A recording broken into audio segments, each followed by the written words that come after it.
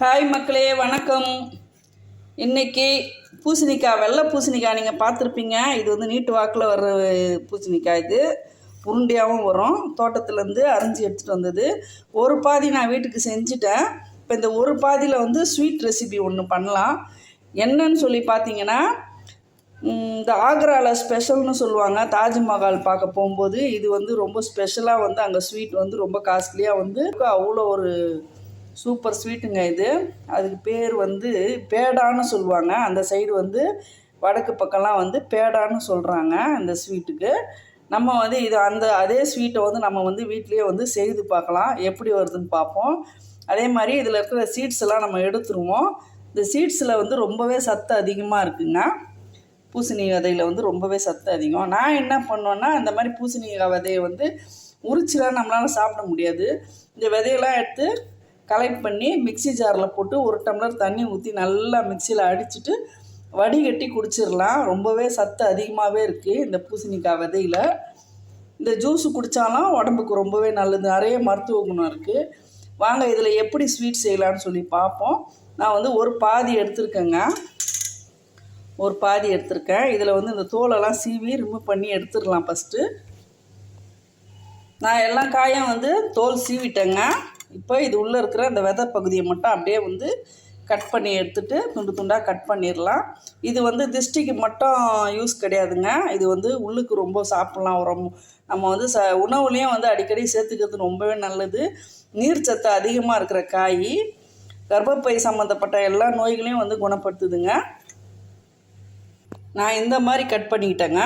ஃபுல்லாக உள்பகுதியில் வந்து அப்படியே எல்லாத்தையும் எடுத்துகிட்டு இந்த உள்பகுதியை வந்து அப்படியே எடுத்துட்டேன். இதையும் நான் வேஸ்ட்டு பண்ண மாட்டேன். துண்டு துண்டாக கட் பண்ணி அப்படியே இந்த விதையோடு போட்டு மிக்சி ஜாரில் நல்லா அடிச்சுட்டு வடிகட்டி நம்ம குடிச்சிடலாங்க. ரொம்பவே உடம்புக்கு நல்லது. வெயில் டைமில் குடிச்சிங்கன்னா இன்னும் ரொம்ப உடம்புக்கு நல்ல பாடி குளிர்ச்சி கொடுக்கும். இப்போ இதில் வந்து துண்டு துண்டாக கட் பண்ணிடலாம். நான் இந்த மாதிரி பீஸில் வந்து கட் பண்ணிட்டேங்க. நான் பாருங்கள், இந்த சைஸில். ஆக்ரா போயிருக்கும்போது அங்கே ஸ்வீட் கடையில் நம்ம வந்து இந்த ஸ்வீட்டை வந்து நாங்கள் எல்லாருமே வாங்கினோம். டூரிஸ்ட்டில் எல்லோரும் வாங்கும்போது இந்த பீஸு இதே சைஸில் தாங்க அவங்க போட்டிருந்தாங்க. பார்த்திங்கன்னா 1 கிலோ 500 ரூபா கிட்ட விற்றுச்சிங்க. அவ்வளோ காஸ்ட்லியாக இருந்துச்சு. இன்னும் அவங்க மஞ்சள் கலரில் சாயெல்லாம் கலர்லாம் போட்டிருந்தாங்க. நம்ம எந்த கலரும் யூஸ் பண்ணாமல் எளிமையாக செய்யலாம். இப்போ நல்லா கட் பண்ணியாச்சு. இப்போ இதை வந்து அடுத்து இதுக்கு இன்னொரு பொருள், முக்கியமான பொருள் நான் சொல்கிறேன். ஒரு பவுல் எடுத்துக்கோங்க. இந்த காயை இதில் தான் போட போகிறோம். ஒரு பவுல் எடுத்துக்கோங்க. அடுத்து இது வந்து நம்ம வந்து வெத்தலை பாகு போடுவோம் இல்லைங்களா, அதுக்குரிய சுண்ணாம்பு வந்து வாய்க்கு போடுற சுண்ணாம்பாக பார்த்து வாங்கிக்கோங்க.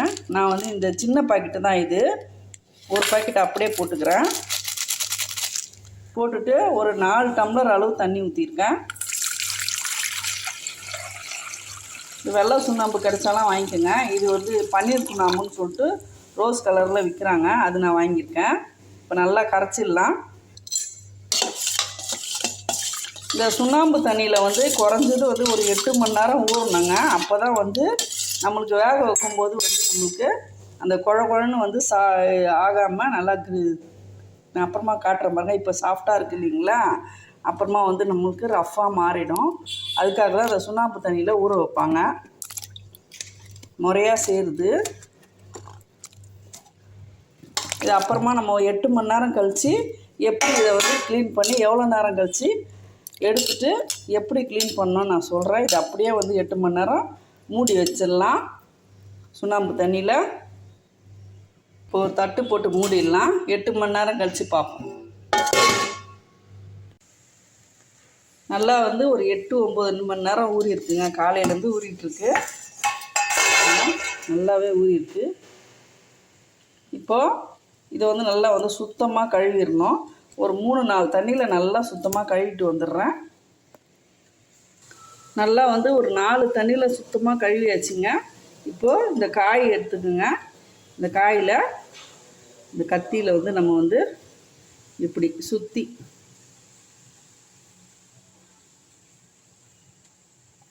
வந்து இந்த ஜீரா வந்து உள்ளே இறங்குற மாதிரி நம்ம வந்து ஒரு ஹோல்ஸ் போட்டுடணும்.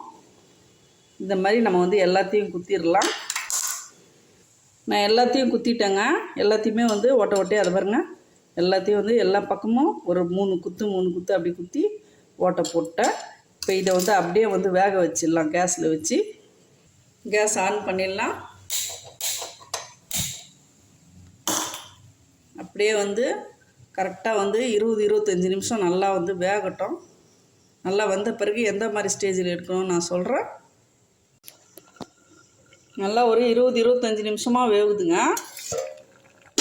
திறந்து பார்த்துடலாம். நல்லாவே வந்துருச்சு. நடுவில் வந்து ஒரு 2 முறை வந்து நான் வந்து கிண்டி விட்டேன். அவ்வளோதான், சாஃப்டாகிருச்சு. இப்போ வந்து நம்ம ஆஃப் பண்ணிடலாம். இப்போ இதை வந்து ஒரு வடியில் வந்து வடிகட்டிடலாம்.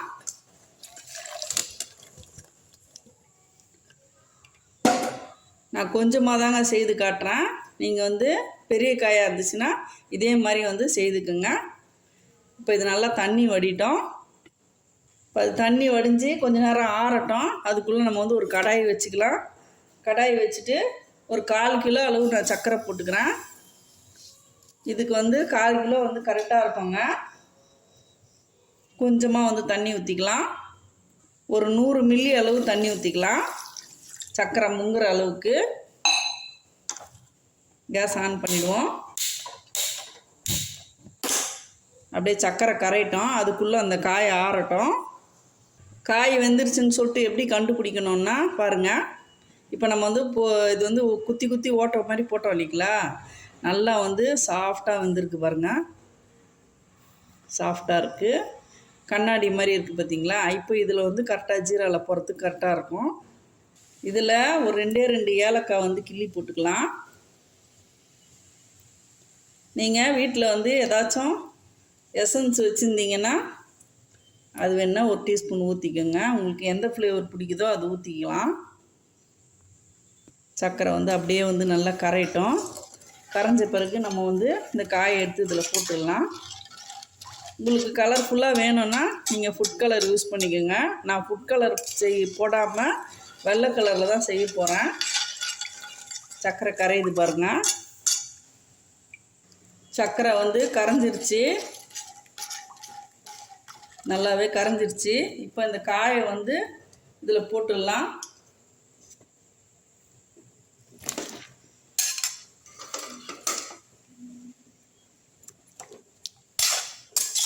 இது நல்லா வந்து ஒரு முறை வந்து நல்லா கிண்டி விட்டுருங்க.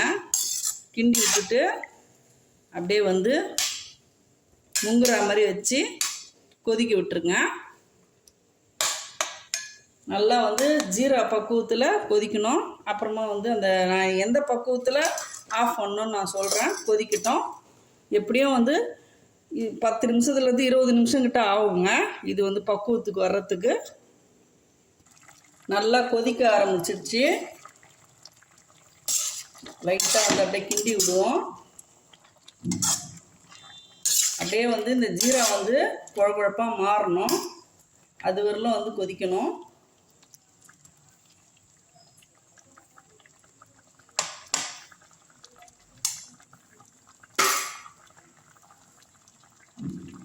அப்பப்போ ஒரு 2 நிமிஷத்துக்கு ஒருக்கா நம்ம வந்து கிண்டி விட்டுடணும். அப்போ தான் வந்து எல்லா இடமும் பரவலாக வந்து அந்த ஜீரா வந்து உரியும். இன்னும் ஒரு 5 நிமிஷத்தில் ரெடி ஆகிடும்.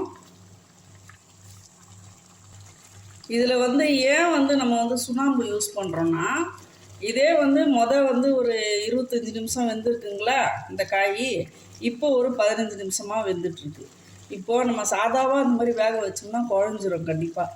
இந்த ரெசிபியை பொறுத்தவரையிலும் நம்மளுக்கு வந்து குழஞ்சிதுன்னா அந்த ஒரு ஸ்ட்ரெச்சர் வராது. அதுக்காக தான் வந்து இந்த மாதிரி வந்து சுண்ணாம்பில் ஊற வச்சு செய்வாங்க.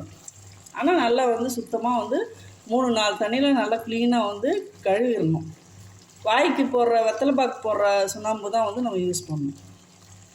இது வந்து ஒரு கம்பி பக்குவத்துக்கு வரணுங்க. இன்னும் வரல.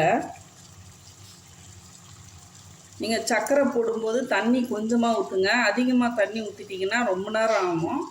நான் வந்து கொஞ்சமாக தான் ஊற்றிருக்கேன் இன்றைக்கி. 1/2 டம்ளர் ஊற்றினேன். சர்க்கரை முங்குற அளவுக்கு ஊற்றுங்க. அளவுக்கு அதிகமாக ஊற்றினோம்னா நம்மளுக்கு இந்த டிஷ்ஷு ரெடி ஆகிறதுக்கு லேட் ஆகும். ஜீரா வந்து அப்படியே கொஞ்சம் கொஞ்சமாக வற்றிக்கிட்டு வருது பாருங்கள். அதுக்கப்புறம் ரொம்ப வந்து ட்ரை ஆன பிறகு நம்ம வந்து எந்த பக்குவத்தில் நான் எடுக்கணும்னு நான் சொல்கிறேன். அவ்வளோதாங்க. எல்லா ஜீராவும் வந்து எல்லாமே உறிஞ்சிருச்சு, கரெக்டான பக்குவத்தில் இருக்குது. அவ்வளோதான். இதை வந்து அப்படியே கூட வந்து நம்ம கடாயில் விடலாம். நான் வந்து கடாயிலேயே விட்டோம்னா காலையில் வந்து கடாய் க்ளீன் பண்ணுறது கொஞ்சம் கஷ்டமாக இருக்கும். அதனால் நான் வந்து அப்படியே இதை வந்து ஒன்று ஒன்றா எடுத்து பிளேட்டில் வந்து ட்ரான்ஸ்ஃபர் பண்ணிடுறேன். இது வந்து என்ன பக்கம்னா பாருங்க, கண்ணாடி மாதிரி இருக்குது பார்த்தீங்களா? இதுதான் வந்து ரெடி ஆயிடுச்சுன்னு சொல்லிட்டு. அதே மாதிரி ஜீரா வந்து பாருங்கள், நூல் மாதிரி வருதுங்களா பாருங்கள். இதுதான் கம்பி பதத்து, ஒரு கம்பி பதத்தில் வரணும். இப்போ கேஸ் ஆஃப் பண்ணிடலாம். ஒரு பிளேட்டுக்கு நல்லா அகலமான பிளேட் எடுத்துப்போம். இதில் வந்து ஒன்றோட ஒன்று ஒட்டாதபடிக்கு எல்லாத்தையும் வந்து அடுக்கிடலாம். எல்லாத்தையும் எடுத்தாச்சுங்க. கொஞ்சோண்டு தான் வந்து ஒரு டீஸ்பூன் அளவு ஜீரா இருக்குது. இதை வந்து ஒரு டம்ளரில் கூட நம்ம வலித்து வச்சுக்கலாம். பாருங்கள், இந்த மாதிரி தட்டில் வந்து தூரமாக நான் வச்சுட்டேன். இப்போ இது ஒரு 10-12 மணி நேரம், இப்போ இரவு நேரன்றதுனால நான் அப்படியே வச்சுருவேன். நான் இது காலையில் நம்ம எப்படி இருக்குன்னு சொல்லி பார்ப்போம். இந்த மாதிரி அழகாக வந்து ஒன்றோட ஒன்று ஒட்டாமல் பிரித்து வச்சிடலாம். இது அப்படியே வந்து ஒரு பிளேட் போட்டு அழகாக மூடி வச்சுருவோம். காலையில் எப்படி இருக்குன்னு பார்ப்போம். நீங்கள் பகலில் செய்கிற மாதிரி இருந்தால் குறைஞ்சது வந்து ஒரு 8 மணி நேரம் 10 மணி நேரம் கழித்து நீங்கள் வந்து அது ரெடி ஆயிரும். மேலே வந்து கிறிஸ்பாகவும் உள்ளே ஜூஸியாகவும் இருக்குங்க. இந்த டிஷ்ஷு வந்து ஆக்ராக்கு போனால் மட்டும்தான் நம்ம வந்து சாப்பிட முடியும். இனிமேல் நம்ம வீட்டிலே செய்யலாம். 10 மணி நேரம் ஆயிடுச்சு. நல்லா வந்து சூப்பராக ரெடி ஆகிருக்கு. இப்போ இதை எடுத்து ஒரு பவுலில் வச்சிடலாம். நல்லாவே ஆறிடுச்சுங்க. நம்மளுடைய ஆக்ரா பூசணிக்காய் ஸ்வீட் ரெடி ஆயிடுச்சுங்க. பாருங்கள், நல்லாவே வந்து ஜூஸியாக வந்திருக்கு, சூப்பராக வந்திருக்கு. பாருங்கள், நான் பிச்சு காட்டுறேன் பாருங்கள். உள்ளே வந்து ஜூஸியாக இருக்குது. எப்படி இருக்குது பார்த்தீங்களா? உள்ளே ஈரமாகவும் மேலே ட்ரையாகவும் இருக்குது. டேஸ்ட் எப்படி இருக்குதுன்னு பார்த்துடலாம்.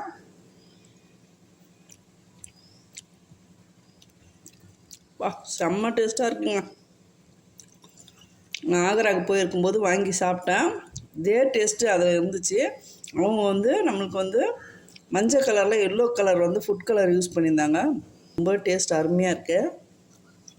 கண்டிப்பாக வெள்ளை பூசணிக்காய் இருந்துச்சுன்னா நீங்களும் வீட்டில் ட்ரை பண்ணி பாருங்கள். அதே டேஸ்ட்டில் கிடைக்கும் நம்மளுக்கு. இதே முறையில் செஞ்சிங்கன்னா அதே டேஸ்ட்டு கிடைக்கும். இந்த சுண்ணாம்பு எதுக்கு யூஸ் பண்ணுறாங்கன்னா, நம்ம எப்படி வந்து பதநீர் சாப்பிடும்போது ஒரு வித்தியாசமான டேஸ்ட் இருக்குது இல்லைங்களா? அதே மாதிரி டேஸ்ட்டு வந்து இந்த காய்க்குள்ளே சாப்பிடும்போது நான் அதை உணர்ந்தேன். நான் வந்து சீக்கிரமே வீடியோவை முடிச்சுட்டேங்க. இன்னும் கூட வந்து ஒரு 2 ஹவர் ஆச்சுன்னா அந்த ட்ரையாக வந்து காஞ்சா மாதிரி இருக்கும். சாப்பிட்றதுக்கு வீட்டில் எல்லோரும் ரெடியாக இருக்காங்க. இந்த வீடியோ பயனுள்ளதாக இருந்துச்சுன்னா ஒரு லைக் கொடுத்துருங்க. வீடியோ பிடிச்சிருந்தா லைக் பண்ணுங்கள், ஷேர் பண்ணுங்கள், சப்ஸ்கிரைப் பண்ண மறக்காதீங்க. தேங்க்யூ மக்களே.